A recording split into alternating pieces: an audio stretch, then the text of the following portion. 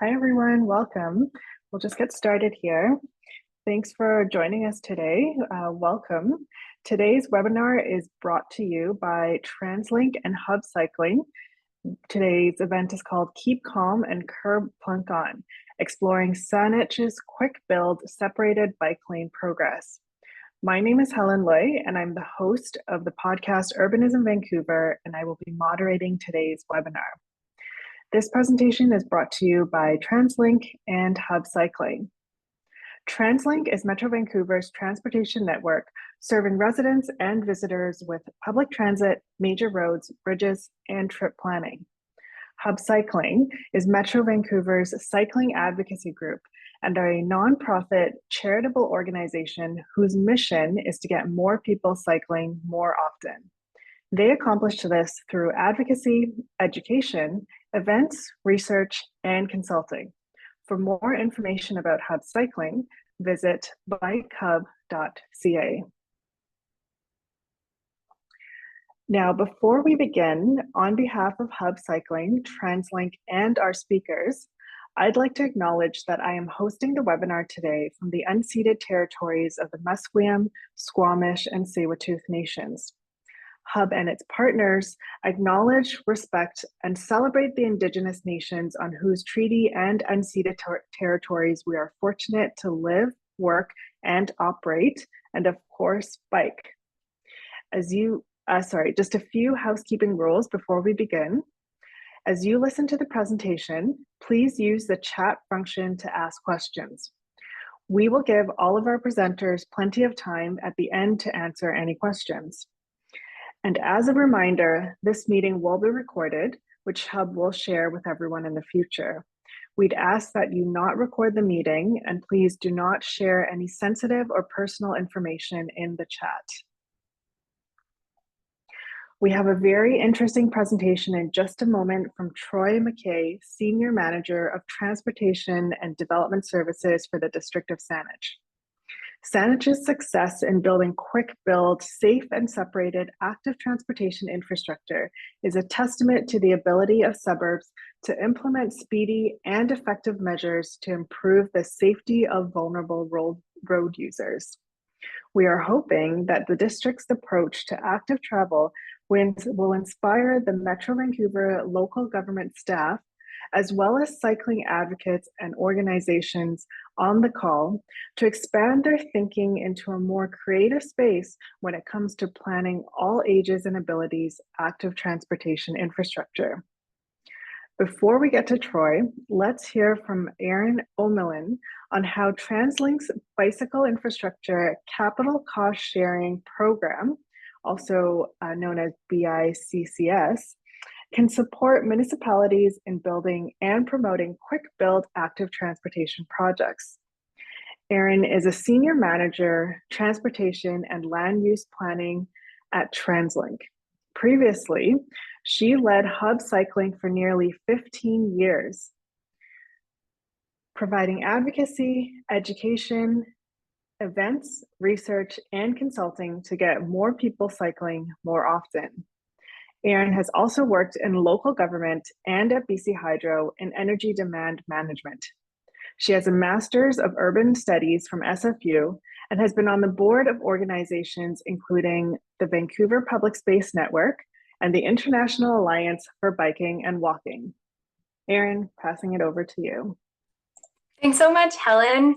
Hi, everyone. I'm Erin. Many of you know me and my long-term commitment to improving cycling in the region. So really happy to be here today and to continue to communicate TransLink's support for rapid implementation bikeways. TransLink's guided by our Transport 2050 and 10-year Access for Everyone plans that have been approved by the Mayor's Council. The plans target half of all trips being made by sustainable modes. And we know that 2/3 of people already cycle regularly, or they want to cycle, but they're held back from the many benefits of cycling due to unsafe or uncomfortable conditions. Not only is cycling amazing in its own right, but it also improves access to transit and many destinations, along with the important equity, affordability, and health benefits. TransLink's developing a major bikeway network and urban center bikeway action plan that has identified 3 guiding principles. As you can see, one is to do it quickly, which is where rapid implementation can be a helpful approach to gain momentum and demonstrate a high return on investment. The 10-year Access for Everyone plan includes building out 450 kilometers of major bikeway network and urban center bikeways. The rapid implementation approach is an important way to advance this and show decision makers and the public that building comfortable for most cycling infrastructure improves cycling rates and provides overall benefits to their area. Here are a couple of examples from Surrey and Vancouver of quick build street changes. In June 2023, TransLink conducted in-person intercept surveys along 3 BICCS rapid implementation projects in Richmond, Surrey, and Vancouver. And of those that used the cycling routes before, over half increased their usage after the upgrades. TransLink supports local governments to build comfortable for most cycling networks and further incentivizes the rapid implementation by increasing the cost sharing to up to 100%. Since 2021, 15 projects have received BICCS rapid implementation funding. TransLink also provides design guidance and a visual guide for rapid implementation best practices, and we'll add those links to the chat so that you can use them and share them. Here are a few more examples of rapid implementation bikeways in Metro Vancouver. The most cost-effective projects required $200,000 or less of regional funding to implement per kilometer, and there's a number of examples listed on this one. You're going to get these slides later, so don't feel like you have to take notes on everything right at the moment.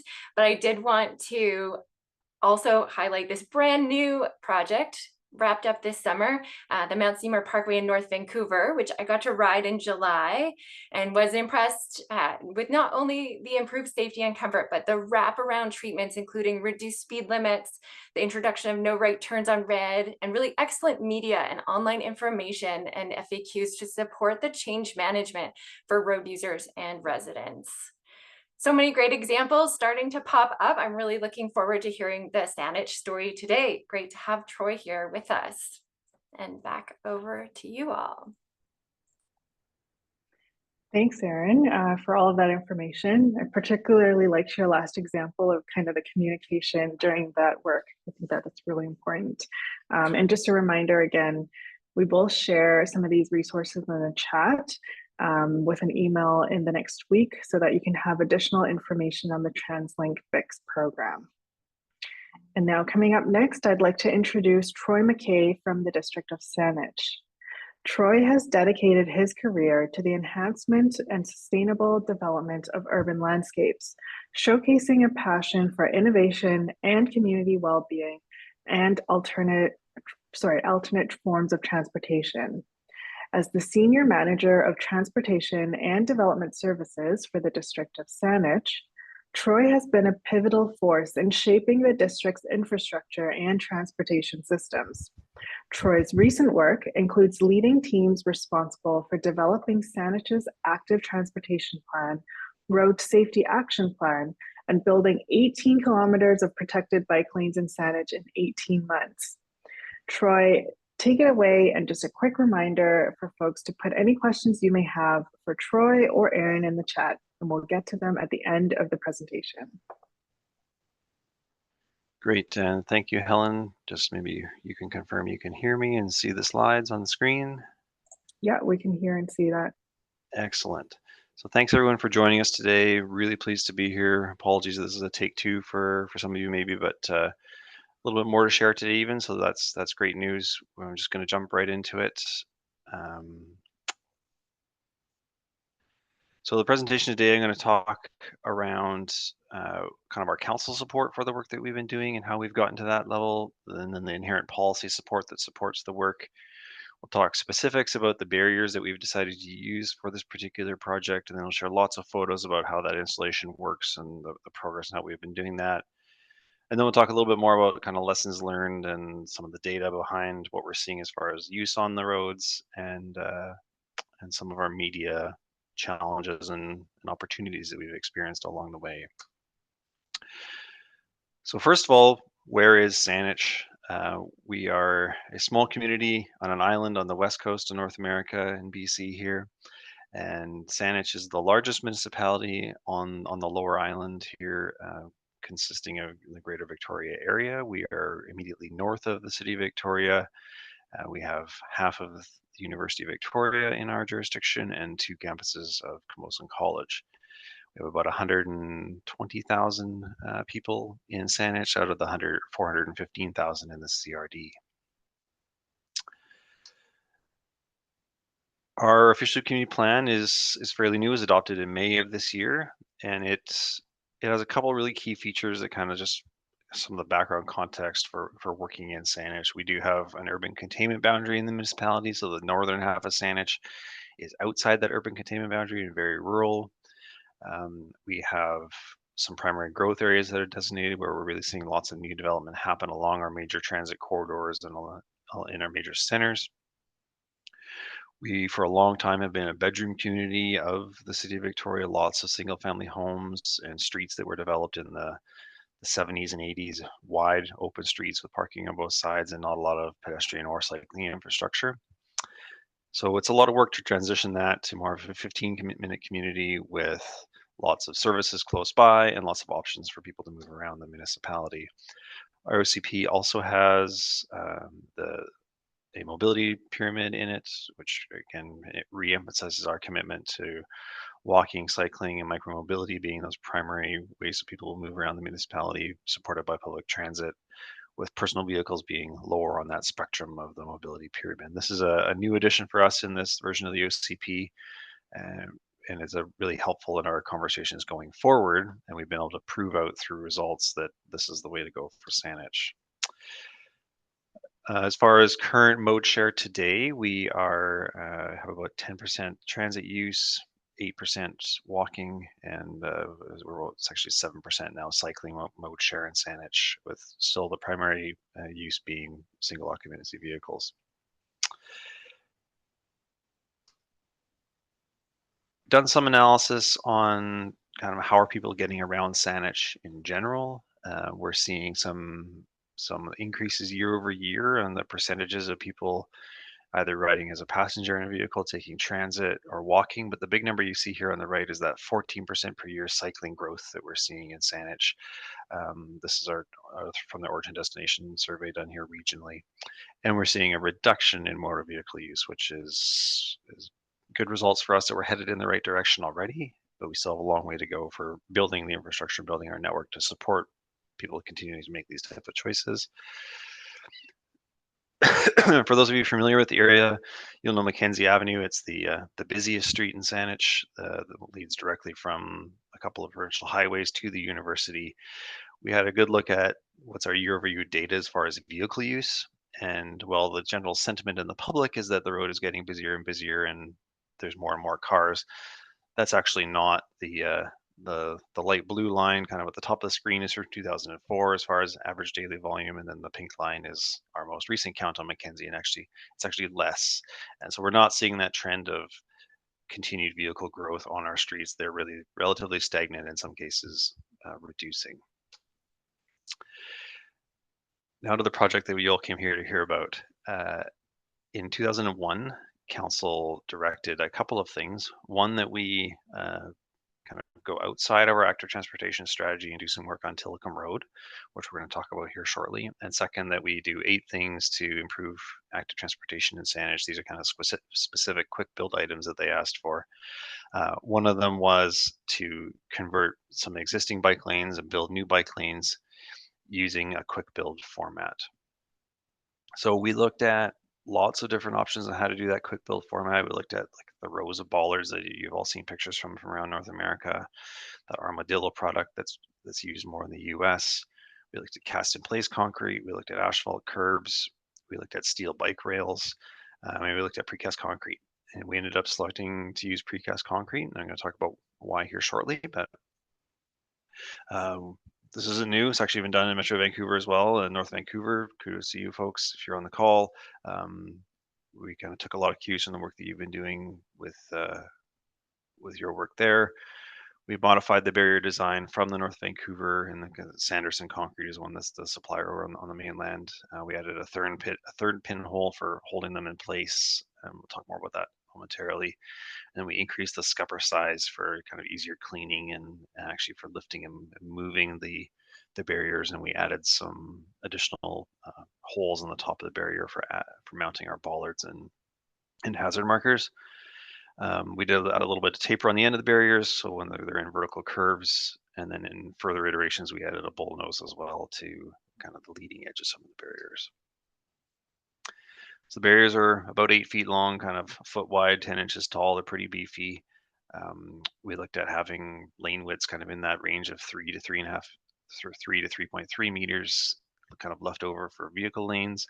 Minimum bike lane width of 1.5 meters. We did pay attention to where the offsets for the existing paint markings. If we need to repaint the road, can we still get a paint truck beside the barriers to do that? We made some decisions around hazard markers on the ends of these, and like I said, in further iterations, we went from a kind of a flat end to more of a bull nose shape to reduce some of the impacts of kind of end-on strikes that we were seeing in some of our first projects. We also did a lot of work on when you're kind of retrofitting an existing bike lane, thinking about like how close can you run the barriers up to an existing driveway and not interfere with the turn movements in and out of those driveways, and same with intersections. We've also, on some of the long stretches where there was no natural gaps for driveways, we have left additional gaps in the barriers to allow for passing or turning into driveways on the opposing side of the street. So what do they look like? This is kind of the first of a series of photos I'm going to run through. This is on Mackenzie Avenue, that graph I showed you.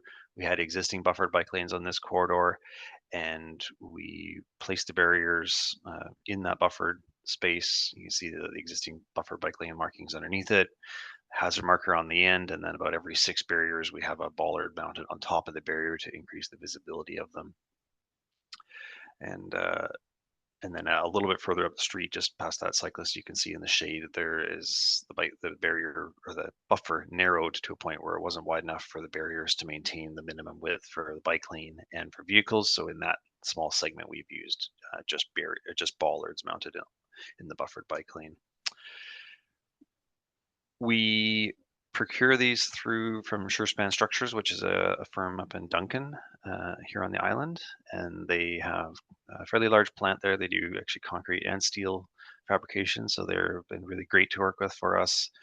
We went through some shop drawing iterations to get the design just right the way we wanted it, and they've been able to produce them as many as about 120 a week, which is a pretty big supply. If we need that many, we don't often use that many, but they are able to churn them out fairly quickly. They use steel forms, and their quality control is really quite good as far as what we receive. They're poured upside down in the forms. They let them cure, and then they flip the forms over and pull them out of the forms 4 at a time, as you can see the kind of sets of 4 there on the screen. And then they bring them on their truck for us. This is a big kind of logistics issue for us to sort out when we went to do this, is if we're going to place like 400 of these on a corridor, how do we deal with the logistics of bringing them to the site, getting them on the ground as efficiently as possible, and ideally not double handling, so not unloading them off of their truck onto the ground and then back onto one of our trucks to actually take to the site. So we've worked with them they use this kind of A-train crane truck that they have, where they can bring 120 in a day on the truck in one load. And they have the crane, as you can see in the photos, and they just lift them and place them directly on the ground right where we want them. We have the layout done ahead of time by our survey crew, and they're quite quick. At maybe in about 6 hours, they can unload all 120 barriers, and they can move along. The buffers that we had in Saanich are typically kind of between 0.9 and 0.6. You can go down to about 0.4 with this barrier style and still have kind of room on each side of them. Once they're on the ground, there's a couple of steps to take. In this photo, you can see the guys, this is our public works crews kind of working alongside the SureSpan team, that they will drill through each of the pinholes with a concrete hammer drill, and then either drive by hand, or we actually are using a construction like roto hammer to drive the pins into the asphalt as well, which works really well. They're quite solid. They don't really move around. We've had a couple of snow events where we've had snow stacked up against the barriers and on top of them, and snow plows running against the sides, and they're all still where they were when the snow event started. We've had, I think, maybe less than 10 of the couple thousand of these barriers we now have on the roads that have been damaged through either vehicle hits or our snow clearing issues. Shout out to our staff fleet e-bike there in the corner of the photo as well. Just a close-up of the pre-drilled holes. So each barrier comes pre-drilled with mounting holes on each end for putting bollards or hazard markers, and then that's you can see what the finished pin driving looks like through the top. And then that's this is one of the further iterations with the bullnose added on the end and the hazard marker mounted right into those pre-drilled points. So fairly quick installation for our sign team to be able to come and install the hazard markers and the bollards kind of right in that main train of vehicles that moves along as the truck places the main barriers, and then right behind them they're pinning them and then adding the hazard markers. And so as that moves forward, the product at the other end is finished and complete. There's no kind of construction preservation with cones or signs that we need to do temporarily between different crews or different firms getting out there. We can do it all in kind of one shot in one day, which is a big key to the success of this, being able to roll out quickly and have a finished product at the end of the same day the installation begins. Here's an example of where there's a driveway on the opposite side of the road, and we've left this gap to allow turning movements for cyclists. So I recognize it's not AAA, that turn movement, but to allow that turn movement to happen if they so choose to. This is one of our recent projects again, where we had painted buffered bike lanes, had this in place for 4 or 5 years, and then through this project it converted them to the protected lanes. What to do about bus stops? This is a topic that I think we're probably all familiar with in the profession here, about how do we manage protected cycling lanes and bus stops. The majority of that conflict that we had, or not conflict, but that interaction that we had through this project, we have left gaps in the barriers, as you can see in this photo, where the barrier stops short of the bus stop. The bus pulls either partially or fully into the bike lane. In this design, we have half bays, so it pulls fully off the through lane, stops, and then continues on. We also have a staggered crosswalk here. This is on West Saanich and Saanich, which has been working really well for us. On another application, this one's on Gorge Road, we worked through the TransLink pilot project for accessible bus stops with protected bike lanes, and we have 3 floating bus stops that we've built along this corridor with the 2-way bike lane behind them. This one has, as you can see, quite a few of the features with the yield shark's teeth and the yield markings on the road at the crosswalk, the raised crosswalk that connects straight through across the road to a main crosswalk with flashing beacons across both the bike lane and the road, and accessible tactile features kind of at all the drops and leading to the bus loading zone. You can't see in the photo, but there's also braille tactile signs for the bus passengers on the poles as part of this project. This project on Gorge Road, we were able to take advantage of some underground utility work that was being planned on the right side of this photo, where the new sidewalk is and curb. That all got removed through the utility project. When it was put back, we were able to just slightly modify the location of the curb and improve the sidewalk, as well give us just enough width to provide this 2-way protected cycling facility on the opposite side of the road. This was converting from a road that used to have a single unprotected bike lane in each direction. This is a little bit further along, same stretch. For those of you that don't know Gorge Road in Saanich, it's a place where a couple times a year we have a large community events, especially Canada Day. The road is shut down and there's vendors, and 20 or 30,000 people attend kind of a full day picnic party for Canada Day. So we were sensitive to that, and we're able to add some removable bollards in some sections where there's some old parking bays and bus bays that can be removed for those events, and food trucks and other things can access these spaces. Interesting note here that we started off with not having the bollards in the parking bay on the left side of the screen. People were driving across the bike lane through the other bollards and parking there anyway, so we had to take that one extra step of a few more removable bollards. I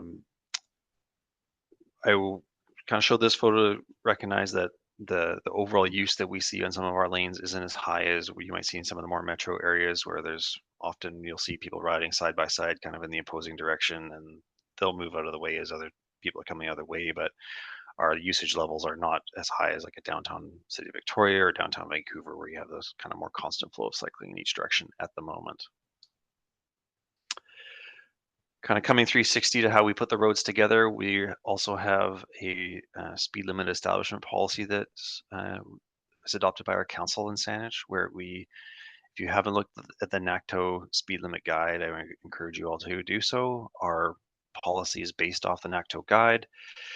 We look at basically what are the opportunities for people to run into each other, and what is the activity. So what are the conflict points like crosswalks and driveways, and how many people are using those corridors, and those translate into what is that conflict density and the activity levels, and results in a suggested speed limit for the corridor. On many of the corridors, and you hear it, this is on Gorge Road, we've reduced the speed limit to 40 kilometers an hour to be a more appropriate speed for the nature and use of the road. We're doing about 50 kilometers of speed limit adjustments annually in Saanich at the moment. A couple of things that don't work as well with this product I also wanted to highlight.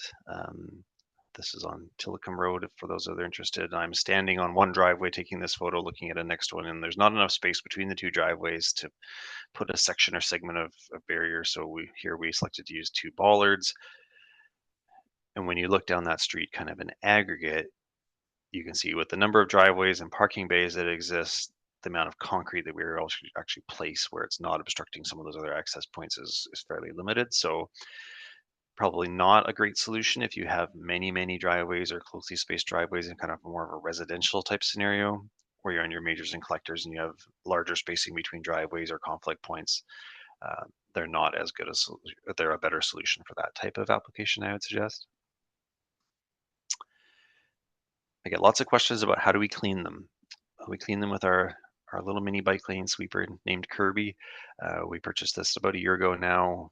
A little bit of a naming sweepstakes through the public this spring, and it's named Kirby. It's been a great product for us to have. We're able to keep on top of debris removal out of the bike lanes.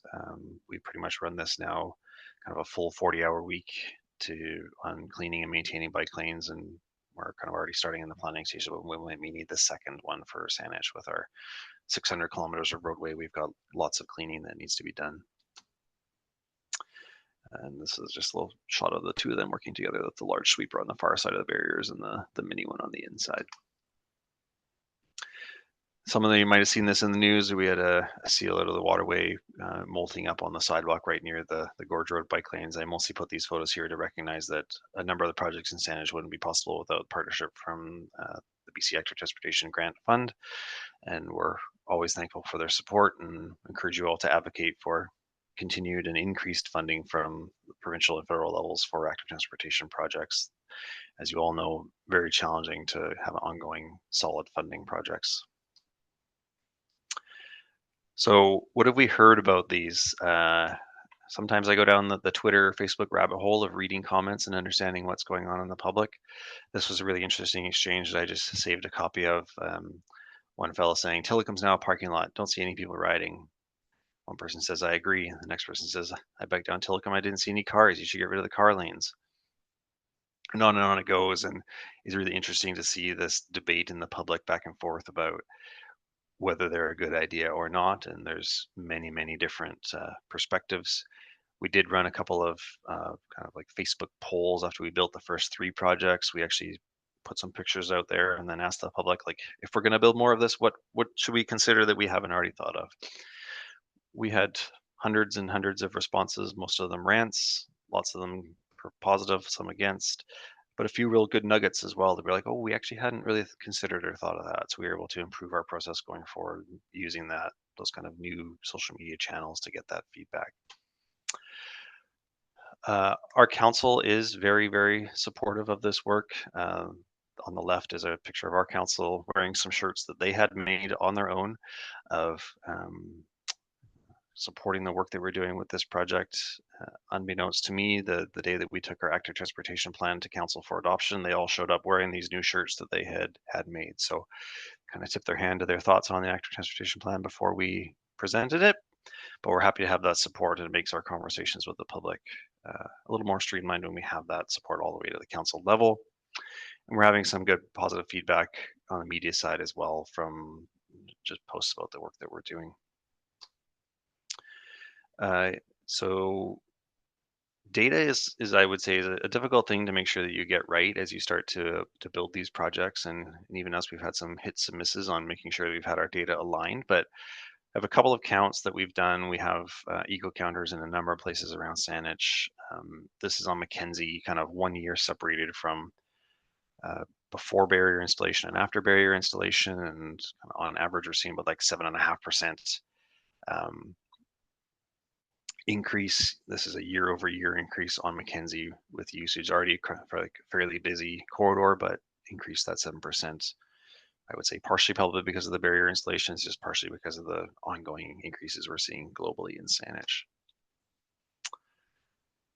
We've also been able to come up with some other interesting uses that we have some of these barriers in our yard, and thinking about how might they best be used. We've used them a couple times now to close right turn slip lanes that's for safety improvements. We've used them for narrowing and used them for like temporary like curb bulges for crosswalks if we want to shorten a crosswalk or crossing distance. And we've also seen some other local municipalities, Victoria, Esquimalt, and Colwood, starting to use the same product here as well in Langford.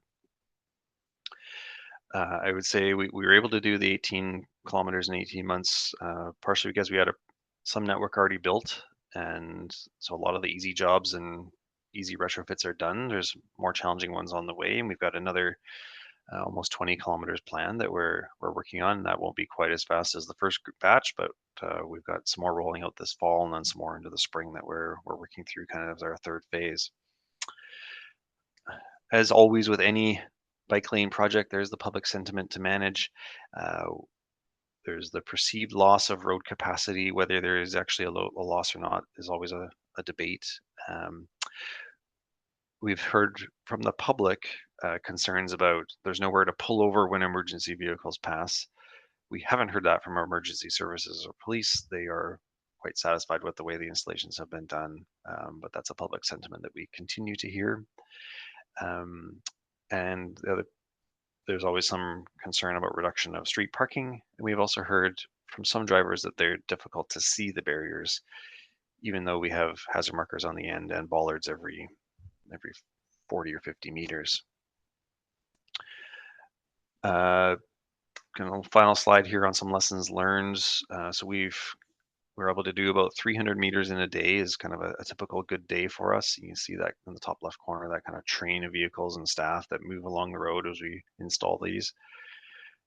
Costs about probably almost $250,000 now per kilometer to install these. So grand scheme of things, that's pretty low cost for a kilometer of protected bike lane. But if you have the infrastructure and kind of asphalt width to support that going forward, we've seen, I would say, about 10 that I know of vehicles on top of the barriers. I have this photo of just this one. They do cause a fair amount of damage to the vehicles when the vehicles are up on top of them. They're 10 inches tall, which is higher than the clearance of most passenger vehicles. I haven't been to all of them, but I have seen the ones I have physically seen the car on the barrier. The car has actually just ridden up the side of the barrier and landed up on top of it. There's maybe one or two where it's kind of entered off the end. We have probably more maintenance than I expected on just keeping up with the hazard markers and keeping them clean, and the bollards and keeping those clean, and just a couple of end strikes that I talked about previously. It's also highlighted for us some of the overtracking by larger vehicles that occurs on curves. So if you're really tight in your vehicle lane widths and you've got like heavy truck or transit use on that road, you might consider a little bit wider vehicle lane width, just because there's no kind of room for error on the side. That's probably the extent of my question or my presentation. I have lots of time here though for questions, and I've been seeing lots pop up through the chat, so I happy to answer those. And some of my staff are also on the call today, and I think some of them have been answering questions along the way as we go. So I'll pause there and I think Helen's going to moderate a chat for us. Thanks, Troy. You've clearly given us a lot to think about and a lot of inspiration for all of the people on the call. And so I'll jump right into some of the questions we've gotten here. The first one here, I think it's for Troy here. Benjamin asks, is there a shy distance between the concrete barrier and a travel lane that must be maintained? Well, I would encourage, if you're going to design these yourself, I would encourage you to use your kind of professional judgment on what the curb or the barrier is. I have treated them in the same way that you would treat a non-mountable curb. So there's lots of roads around BC where there's a non-mountable curb, and either it's measured straight to the curb face or the edge of gutter. There's a couple of ways you can do that. In Saanich, we generally have a white line painted on the vehicle side of the barrier, and then we have a 50 mil offset from the white line to the curb face. So the remainder width of the lane is about, it's like between 0.1 and 0.10 or 0.05, like 2 to 4 inches of additional space basically is that buffer that we're seeing. But again, there's not any hard guidance on that. There's lots of different ways and how you could define the barrier. Thanks. Another question for you, Troy. Jasper wants to know, was there any opposition about emergency vehicle response or access that might be hindered by a now narrowed road? Not overall, no. We have quite a good relationship with our emergency services and meet with them kind of proactively about the work that we have planned, and have worked through places where we know that they need access. We're able to design that in. I mentioned there's a perception that there's not room for vehicles to move over. We haven't seen that translate into an actual challenge for emergency services in their response. That's good to know. Vincent here has a question for you, Troy. Does Saanich have any plans on adding some form of shading along those bike lanes? We know that shade is pretty important for comfort of cycling during warm and sunny weather. Yeah, we have a fairly strong urban forestry program here at Saanich. Actually, an update going to our council tonight, which will further increase tree planting and tree preservation measures in Saanich. We look forward to seeing that come forward. Do we have a specific plan about shading on these specific bike lanes? No, but we are looking overall at where's the best tree planting opportunities in the municipality and where they provide the best benefit for Saanich. My next question here is for Erin. How will TransLink's major budget cuts in Greater Vancouver be affecting cycling infrastructure on streets, SkyTrain stations, and bus routes in the Lower Mainland? Yeah, we are currently in a very challenging fiscal environment and have been asking the province and the federal government for the appropriate funding post-COVID and really suppressed fare amounts, as well as declining fuel tax as electric vehicles rise in popularity. So we do hope that those levels of government really kick in the next year and remove us from the fiscal cliff. In the meantime, there is a year continuing of the bicycle infrastructure capital cost sharing program and our other cost sharing programs that can serve cycling and walking needs. But we do hope that that continues for many years into the future, and that we can expand that to further support the rapid implementation and the build out of the major bikeway network and urban center bikeways. And to see the other potential changes to transit and other transportation around the region related to this fiscally constrained time. Our CEO, Kevin Quinn, has a number of very informative videos. If you want to find more information, you can just Google that online. Thanks, Erin.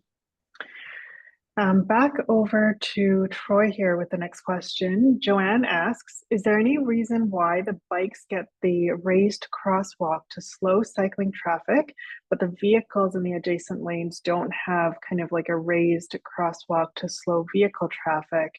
And I think that's in particular reference to the Gorge Road bus stops example that Troy, you had in your photos. Yeah, thanks. And thanks for the question. Not the first one to ask that question.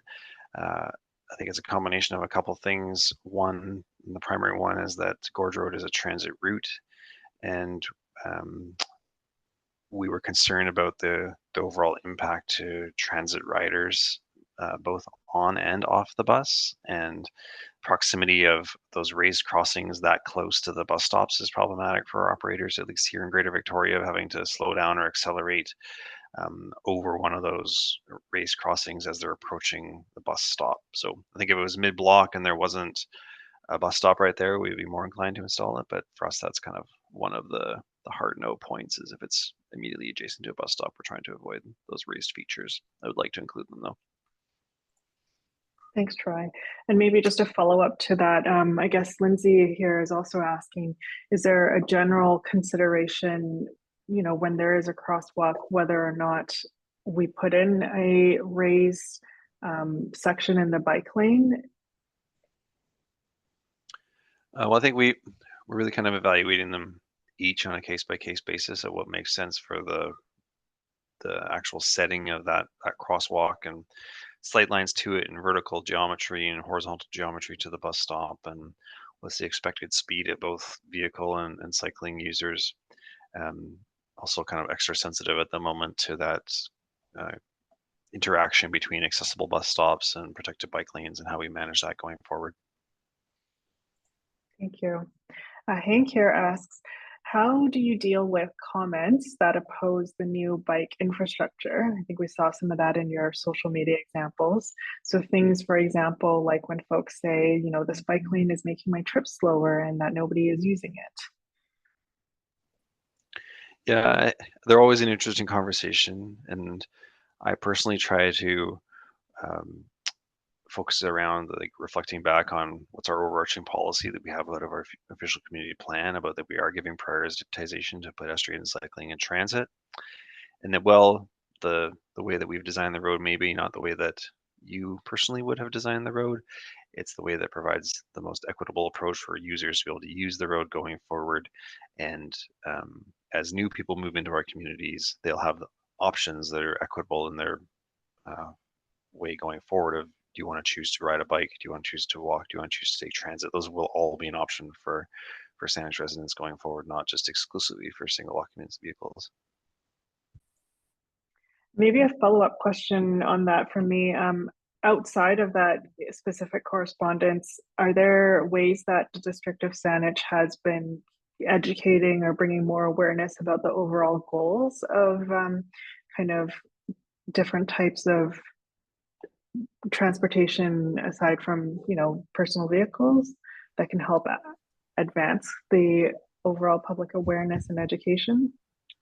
Yeah, it's a great question. I don't think it's something that we do super well. That communication and like ongoing messaging is something that continues to take work from, and I'd say from all fronts, whether it's the advocacy groups or the local government groups or the regional districts. It's kind of on all of us to continue that conversation and promoting the benefits of these types of infrastructure and decisions that we're making. I'd say primarily we're probably trying to lead through action on that.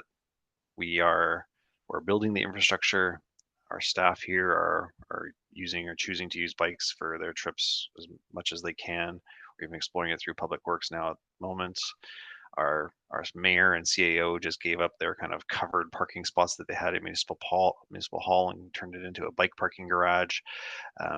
So then those will gain some media, but it's an ongoing challenging conversation. I like that last example, leading by example. That's great to see. Another question here for Erin. What plans and innovations were formerly in place for the Broadway subway, and in what ways, if any, will Broadway cycling infrastructure be affected? I.e., will they be extended or curtailed? Yeah, so TransLink actually has decision-making power over very few cycling routes. It's usually the jurisdiction of local governments, and TransLink supports. They're comfortable for most cycling plans. So in the case of Broadway, the City of Vancouver Council made decisions about cycling facilities on and around Broadway. Thanks, Erin. Follow-up question from Vincent for Troy. Are there any gaps in the bike network? And if so, what aspect of the current urban design resulted in these gaps? I would say there's more gaps than network at the moment, Vincent. And it comes from that, like I said, the majority of Saanich was built in 70s and 80s when bike infrastructure wasn't a thing. So we're now rebuilding the airplane as we're flying through the air and turning our urban design into kind of a modern situation going forward. But it's an ongoing challenge. We've got 600 kilometers of like centerline kilometers of roads where you would need, like, if you wanted a bike infrastructure in each direction, you need like 1,200 kilometers worth, and we've got less than 200. So there's a long way to go for us as far as infrastructure goes. Focusing on completing some key connection corridors first. So like that kind of UVic to regional trails, kind of, I wouldn't even call it a minimum grid. It's like a minimum grid first is what we're working towards, is getting at least some connections in each direction, and then we're working to fill in the grid from there. And then a follow-up question from both Vincent and Benjamin about the snow removal. How is snow removed inside of the bike lanes? And also, I think I saw another comment from someone about how often residents might be plopping a lot of their snow removal onto the adjacent bike lane. So how does staff deal with that? We are generally using the wait and let it melt approach here in Saanich. We're lucky to have that kind of, it snows and 3 days later it's all gone. We are still exploring what are some snow removal techniques that we could use, at least in some of the primary corridors. Like Mackenzie is one where there's still quite a lot of asphalt out there. The snow inherently is ending up in the bike lanes, so we're looking at it. Is there a snow blower or like even backhoe options that we can have to remove that snow quickly if we have a kind of a long freeze event? But still in the works for us at the moment. A follow-up question from me. Is there any adjustment that can be made to Kirby so that it can tackle snow in the future, or would that likely look like a completely different tool for that? Yeah, it's Kirby is effectively like one of those John Deere Gator type of vehicles that you see running around a golf course, but with a sweeper attachment on the front and a fancy cab. So it's not really beefy enough to move the pile of snow that will end up in the bike lane. So it needs to be like a snow blower into a truck type of scenario. Okay, good to know. And Jesse here has a question for you, Troy. You had mentioned that the easy projects had been done first. So what features of an existing road make it easier to tackle and do the curb plunking? I would say that primarily it's about road width. Do you have roughly 2 meters on each side that you can afford for a protected bike lane with the barrier, and still leaving yourself 6 and change in the middle? So if you're much less than about 10.5 meters curb to curb, it's pretty hard to do. If you're more than that, it's definitely a possibility, and you just need to manage your expectations with the public around like what parking they may or may not have left at the end, and maybe a little bit extra width if it's a transit corridor and you want to accommodate those transit vehicles. Luckily, we have a collector road standard spec in Saanich here, which is 11 meters, which is a really nice width for doing this retrofit on. Is that spec available somewhere on the district website or somewhere where other municipalities can see? It is. It's kind of our old basic spec of basically just saying that one curb there and another one over here, 11 meters apart from it, with a crown road in the middle. But it's enough width that you can retrofit these onto that type of road if you eliminate all parking. Thanks. Another question for you, Troy. What is Saanich's approach to designing neighborhood bikeways, if any? As a resident of Metro Vancouver, these type of designs seem to be overlooked when compared to AAA infrastructure. Yeah, and I'm not sure I'm probably the best one to ask as far as examples here. It's something that we're just kind of stepping into as well. I think in Metro Vancouver there are some good examples of neighborhood bikeways. There's some that uh, leave something for desire. I would say for me, the primary thing that needs to be looked at with a neighborhood bikeway is really focusing on the volumes and making sure that you meet those kind of desired thresholds of volumes of like 500 vehicles a day um, and like make sure your hourly amounts aren't too high as well. Those go a long way, along with um, like route identification signage are probably the two main factors for me as far as neighborhood bikeway design. But again, we don't have near the breadth of experience in that here in Saanich as we do with some other types of infrastructure so far. And then a follow-up question here from Tobin. It's regarding an earlier question and answer about those raised crosswalk as it relates to vehicle travel lane. Is it possible that speed cushions, as opposed to full lane speed humps or tables, could permit buses to pass through without vertical deflection while still deflecting passenger vehicles with narrow wheel tracks? Short answer is probably not. We've actually have installed 16 sets of speed cushions in Saanich. We've got some experience with that, primarily designed for emergency vehicles to be able to pass through them and passenger vehicles to not. They were not as effective as we would have liked them to be. The gap that you need for the rear dualies on a bus or a fire truck is bigger and smaller than a passenger vehicle one would be. So um, we've seen some people have to put put bollards like on the center line. That's helped a little bit, but they're not a great solution, unfortunately. Okay, and just taking a look at the time here, we're just going to get to two more questions. John wants to know, has the curb plunks and resulting reduction of vehicle lane widths with very little shy distance offset resulted in traffic calming as another benefit? So has speed been monitored before or after these barriers have been installed anywhere in Saanich? So we do have some counts and some data to support that. I wouldn't be able to confidently say that like you will see speed reduction on all these corridors, but like on Gorge Road, we kind of looked at the combination of the whole street where we now have the protective facility, a little bit tighter roadbed, and reduce the speed limit to 40 kilometers an hour, and we see general kind of pretty good compliance with that speed limit.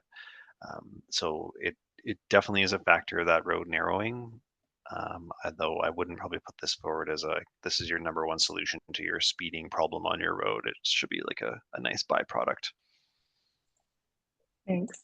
And then a final question here for Sonia, and I think perhaps that's for both Troy and Erin here. The question is, how does bike parking fit into the active transportation plan in both Saanich and the general Metro Vancouver area? So for example, there's bike storage at transit hubs or bike racks. Or sorry, for example, putting in more bike storage at transit hubs or bike racks along more commercial stretches of routes. So maybe we'll have Troy respond first and then Erin. Yeah, we have a couple strategies in our active transportation plan around end-of-trip facilities, generally including the bike parking. Both some work that we're going to be doing to improve what's on Saanich streets, as well as some ideas that we have on how we can get the private side of these trips, which is usually where they're ending, is on private land, to have improved bike parking and storage and showers and those types of things. Erin? Yeah, thanks. There are a number of TransLink bike parkades at stations like Main Street, King George, Cocoa, Maple Meadows, for example. And there's on-demand bike lockers at a few stations as well, like Port Moody Station. Some of those on-demand bike lockers are in trial, so we really encourage folks to use them and let us know how they're going. Let us know if there's other specific locations you think would be really good candidates. But I would really encourage you on this question to ask HUB about their bike-friendly buildings program. They really work together with private developers and local governments on improving end of trip facilities, and they have a lot of really wonderful research and connections, and check online as well. I'm not sure if Kathy or Nav have enough info, or who else is on the call today, but maybe they would like to answer as well.